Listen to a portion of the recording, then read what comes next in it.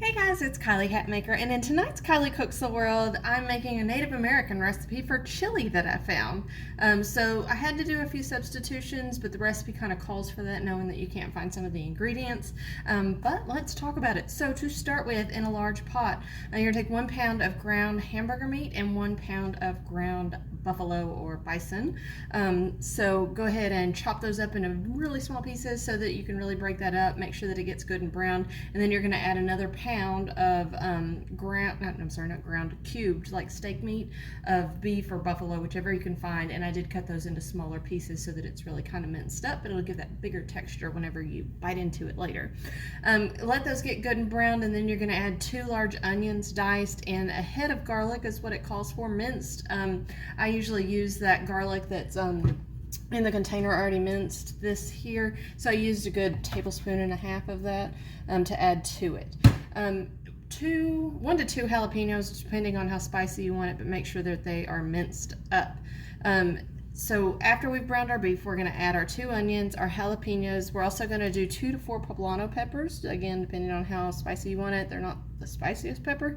You do want to roast those first. So to do that, I put them on broil, cut them in half, cut the tops off, took the seeds out, skin side up, just on broil until they start to bubble a little bit. They recommended skinning them. I do not skin my vegetables for the most part. I just leave the skins on there, especially when it's ones that you can eat or thin skins like that. So I did not do that step, but if you want to, you can. So to add your poblano peppers, and then dice up about half of a green bell pepper and throw that into the mix as well. So you're stirring that up really good. Make sure that your vegetables get a little bit soft in there. And then you're going to add 1/2 cup of maple vinegar if you can find it. If not, its substitution is apple cider vinegar, which is the one that I use. So stir that into the mix as well. Get it good and stirred up. Then you're going to add your seasonings to it. So 1 to 2 tablespoons of cayenne pepper. I did the 1 tablespoon because that is pretty spicy, so I didn't think I could handle that. 1 to 2 tablespoons of chili powder or chipotle chili powder, and 3 tablespoons of cocoa powder and 3 tablespoons of cumin. Mix that up really good in there. You're also going to do some salt and pepper to taste. It was about probably 2 teaspoons of salt and a teaspoon of pepper. Stir that up really good so that they're good and mixed into that. Next, you're going to add a can, like a 4-ounce can of tomato paste. Stir that up really good. Make sure it's good and mixed in and incorporated in. And then you're going to add your tomatoes. So it says 6 to 8 small tomatoes. It also recommends skinning and dicing. I don't peel my tomatoes, so dice them up.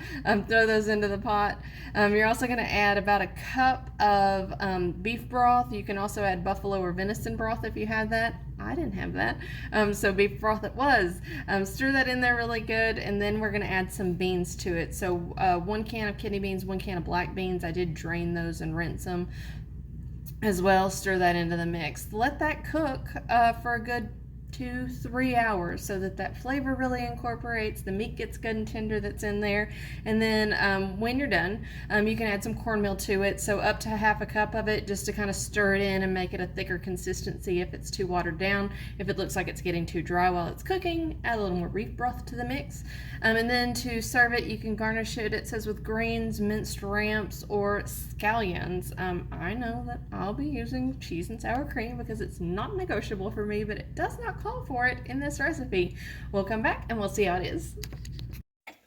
So we are going to try our Native American chili, and yes, I already put cheese and sour cream on it. Didn't call for it. I am having looking it. forward to this all day. It's been cooking for a few hours, smelling really good. Yes.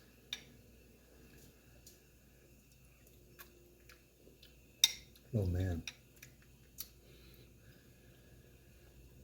That's really good. The poblanos really add to Oh. it too. Oh, that's tight. That's good stuff. It's really good. You should try this. Hey guys, thanks so much for watching me. You can find more cooking videos on my YouTube channel. I'm also on cal.com, TikTok, Facebook, and Instagram. So thanks for following me.